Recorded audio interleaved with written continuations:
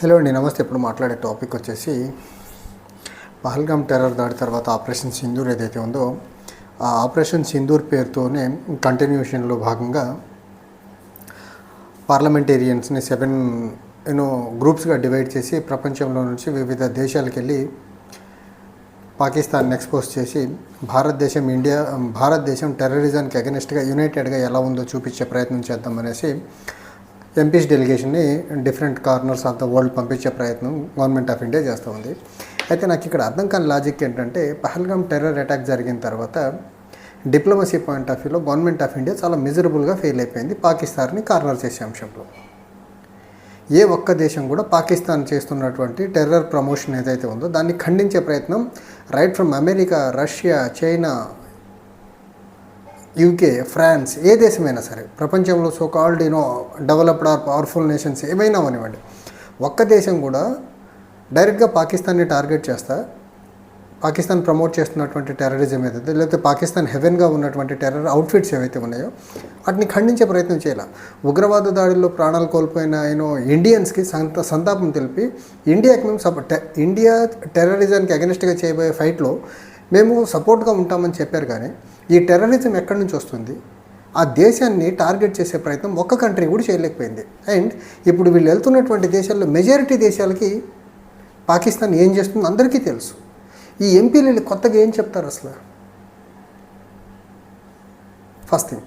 And second thing, అసలు ఇండియాలో జరగాల్సినటువంటి all party meeting under the chairmanship of prime minister ఎందుకు జరగట్లేదు? ఇండియాలో జరగాల్సినటువంటి special session of the parliament ఎందుకు జరగట్లేదు? పహల్గామ్ టెర్రర్ దాడి తర్వాత అసలు ఇండియాలో డెమోక్రటిక్గా దేశం సాలిడ్గా అగెనెస్ట్ టెర్రరిజం ఉంది, అగెనెస్ట్ పాకిస్తాన్ ప్రమోట్ చేస్తున్న టెర్రరిజం మీద ఉందని దేశంలో దేశ ప్రజల నుంచి వినిపించాల్సినటువంటి ఒక ప్రక్రియని ప్రపంచ దేశాలకు వెళ్ళి వినిపించడం వల్ల ప్రపంచ దేశాలు ఏమన్నా పాకిస్తాన్కి చెప్పి పాకిస్తాన్లో ఉన్నటువంటి టెర్రర్ అవుట్ఫిట్స్ ఏవైతే ఉన్నాయో, టెర్రర్ ఆర్గనైజేషన్స్ ఏవైతే ఉన్నాయో వాటితో మాట్లాడే టెర్రరిజం ఆపే ప్రయత్నం చేస్తాయనా? ఇప్పుడు వీళ్ళు ఏదైతే కొన్ని దేశాలకు వెళ్తున్నారో కొన్ని దేశాలు పాకిస్తాన్కి డబ్బు ఇచ్చి టెర్రరిజాన్ని ప్రమోట్ చేస్తున్నాయి అనాది కాలంగా. అలాంటి దేశాలకు వెళ్ళి ఎంపీలు చెప్పడం వల్ల యూజ్ ఏమున్నదా? చెవిటోడు ముందు శంఖం ఊదినట్టు ఉంటుంది అక్కడికి వెళ్ళి చేయడం వల్ల. అంటే దేశంలో ఆల్ పార్టీ మీటింగ్ పెట్టలేదు చూడండి, special session of the parliament పెట్టట్లేదు ఇక్కడ. కానీ ఎంపీలని విదేశాలకు పంపించి ఇక్కడ కంప్లీట్గా నరేంద్ర మోదీ ప్రభుత్వము ఒక ఈవెంట్ మేనేజ్మెంట్ చాలా బలంగా చేస్తుంది. నరేంద్ర మోదీ గారు కంప్లీట్గా ఈ పర్టికులర్ అంశంలో పహల్గామ్ టెర్రర్ దాడి తర్వాత ఒక దేశ ప్రజలకు వచ్చినటువంటి కంక్లూషన్ ఏంటంటే, ఎన్నికలు ఉన్నప్పుడు దేశంలో టెర్రర్ దాడులు జరుగుతాయి అనేసి ఒక నెగిటివ్ ఇమేజ్ టువర్డ్స్ బీజేపీ, మరీ ముఖ్యంగా నరేంద్ర మోదీ గారి మీద వచ్చిన క్రమంలో దేశ ప్రజలు ఆగ్రహాలతో ఊగిపోతున్న క్రమంలో ఆపరేషన్ సింధూర్ని మొదలు పెట్టాల్సి వచ్చింది. ఇమీడియట్గా కూడా మొదలు పెట్టాలి.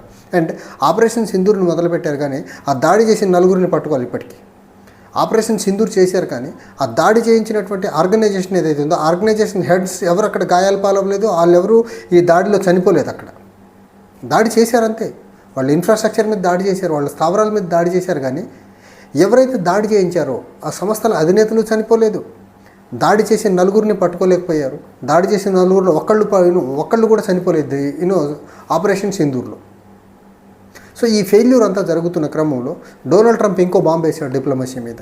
నా మీడియేషన్ వల్లే సీజ్ ఫైర్ వస్తుందనేసి. అవసరమైతే పాకిస్తాన్ ఇండియా మధ్య జమ్మూ కాశ్మీర్ అంశంలో మీడియేట్ చేస్తానన్నారు. సో ఇదంతా నరేంద్ర మోదీ గారి యొక్క లీడర్షిప్ మీద బిగ్ క్వశ్చన్ మార్క్ పడటంతో దీన్ని కవర్ చేసేదానికి ఇప్పుడు ఎంపీలని బృందాలుగా విడగొట్టేసి ప్రపంచ దేశాల పర్యటనకు పంపిస్తున్నారంటే దీనివల్ల కొత్తగా వచ్చేది ఏం లేదు. నిజంగా టెర్రరిజాన్ని కంట్రోల్ చేయాలంటే parliament session special session convene చేయాల్సింది.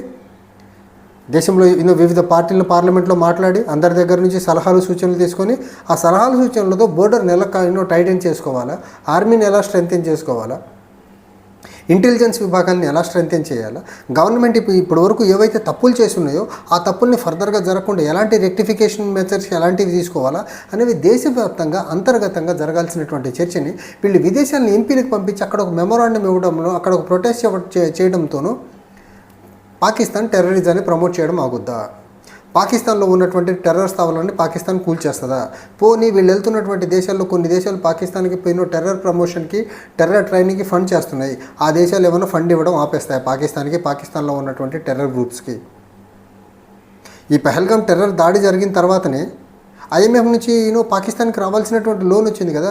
ప్రపంచంలో ఉన్నటువంటి ఏజెన్సీస్ అవనివ్వండి, ప్రపంచ దేశాలు అవనివ్వండి, పాకిస్తాన్ ఎక్కడ కార్నర్ చేయట్లా, పాకిస్తాన్కి అందించేటువంటి సహాయ సహకారాలు ఆపట్ల. అండ్ నిన్న కూడా రష్యన్ ఫారిన్ మినిస్టర్ కూడా 2 దేశాలు బైలాటరల్లీ మాట్లాడుకొని తేల్చుకోవాల్సిన అంశం అని చెప్తున్నారు. చైనా బైలాటరల్లీ మాట్లాడుకొని తేల్చుకునే అంశం అంటున్నారు. యుఎస్ఏ కూడా, అంటే యుఎస్ఏ, యూకే లాంటి దేశాలు, ఫ్రాన్స్ లాంటి దేశాలు అందరూ చెప్తుంది బైలాటరల్గా కూర్చొని మాట్లాడుకోండి అంటున్నారు. యుఎస్ఏ ఒక అడుగు ముందుకేసి, డొనాల్డ్ ట్రంప్ ఒక అడుగు ముందుకేసి నేను మీడియేట్ చేస్తాను, అది పర్టికులర్గా కశ్మీర్ అంశంలో అని చెప్పే ప్రయత్నం చేశారు. When it comes to other aspects, ఏదైతే సీజ్ ఫైర్ ఇలాంటి టెర్రరిజం ఇలాంటి అంశాల్లో ఇదంతా బైలాటరల్లీ మాట్లాడుకుని తేల్చుకోవాల్సిన అంశాలని ప్రపంచంలో ఎంపీలకు పంపడం వల్ల ఉపయోగం ఏంటి? గ్లోబల్ ఫోరమ్స్లో యుఎన్ఎస్సి కానీ, యుఎన్ కానివ్వండి, లేకపోతే పాకిస్తాన్కి ఫండింగ్ ఇస్తున్నటువంటి, లోన్స్ ఇస్తున్నటువంటి లెండింగ్ ఏజెన్సీల దగ్గర చేయాల్సినటువంటి ప్రొటెస్ట్ని అక్కడ ప్రాపర్గా చేయకుండా అక్కడ ఫెయిల్ అయిపోయి, యుఎన్ఎస్సిలో ఫెయిల్ అయిపోయి, యుఎన్ దగ్గర ఫెయిల్ అయిపోయి, ఐఎంఎఫ్లో ఫెయిల్ అయిపోయి, వరల్డ్ బ్యాంక్ దగ్గర ఫెయిల్ అయిపోయి, ఇన్ని ప్లాట్ఫామ్స్ మీద ఫెయిల్ అయిపోయి ప్రపంచ దేశాలకు వీళ్ళు ఎంపీలు వెళ్ళటం వల్ల ఉపయోగం ఏంటి? అసలు ఏ పర్పస్తో పంపుతున్నారు? ఆపరేషన్ సింధూర్ కంటిన్యూషన్ ఓకే, అక్కడికి వెళ్ళి ఎంపీలు ఇప్పుడు ఇదంతా ప్రజల ఖర్చు, ట్యాక్స్ పెయిడ్ మనీనే కదా, ఈ డబ్బుతో అక్కడికి వెళ్ళి ఆ దేశాలలో వాళ్ళని కలిసి ఇండియా యొక్క స్టాన్స్ని టెర్రరిజానికి అగెనెస్ట్గా చెప్పడం వల్ల ఆ దేశాలు ఏం చేస్తాయి? పాకిస్తాన్ మీద ఏమైనా ఒత్తిడి తీసుకొస్తాయా? పోనీ వీళ్ళందరూ వెళ్ళి పాకిస్తాన్ మీద ఒత్తిడి తీసుకురండి అని చెప్తున్నారా? ఇక్కడ బైలాటరల్గా తేల్చుకోవాల్సిన అంశం ఒకటి, ఇంటర్నల్గా ఆల్ పార్టీ మీటింగ్ అవనివ్వండి, పార్లమెంట్ స్పెషల్ సెషన్ని కన్విన్స్ చేయకుండా ఇదంతా ఒక నాటకీయ పరిణామంతో ఫెయిల్యూర్ని కప్పిపుచ్చుకునేదానికి బీజేపీ చేస్తున్న ప్రయత్నం ఏదైతే ఉందో ఇది ముమ్మాటికి యాక్సెప్టబుల్ కాదు. ఎందుకు 2014లో నరేంద్ర మోదీ గారు ఎలక్షన్ ర్యాలీలో ప్రధానమంత్రి అభ్యర్థిగా ఎన్డీఏ తరఫున ఉన్నప్పుడు చెప్పింది ఏంటి? భారతదేశం మీద ఉగ్రవాద దాడులు జరగనివ్వనన్నారు.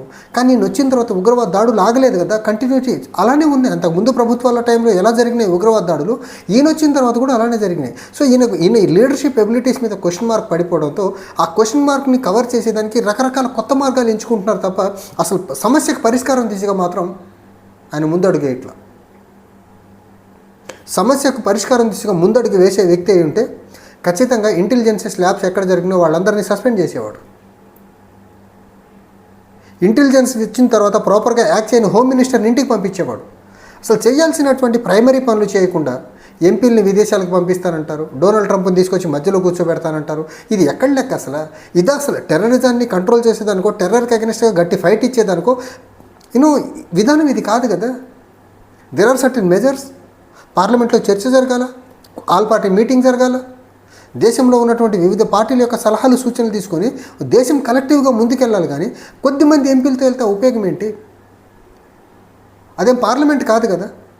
పార్లమెంట్లో జరగాల్సిన చర్చ, పార్లమెంట్లో చాకౌట్ చేయాల్సినటువంటి స్ట్రాటజీ, తర్వాత పార్లమెంట్లో చర్చ జరిగిన తర్వాత మిలిటరీని, ఇంటెలిజెన్స్ని, పారామిలిటరీ ఫోర్సెస్ని వీటన్నిటిని స్ట్రెంథెన్ చేయాల్సిన ప్రక్రియ అవన్నీ పక్కన పెట్టేసేసి ప్రపంచ దేశాలకు ఎంపీలు పంపి ఆ డబ్బులు దండగా చేసే పని తప్ప ఇంకేం కనపడట్లా నాకు ఇక్కడ.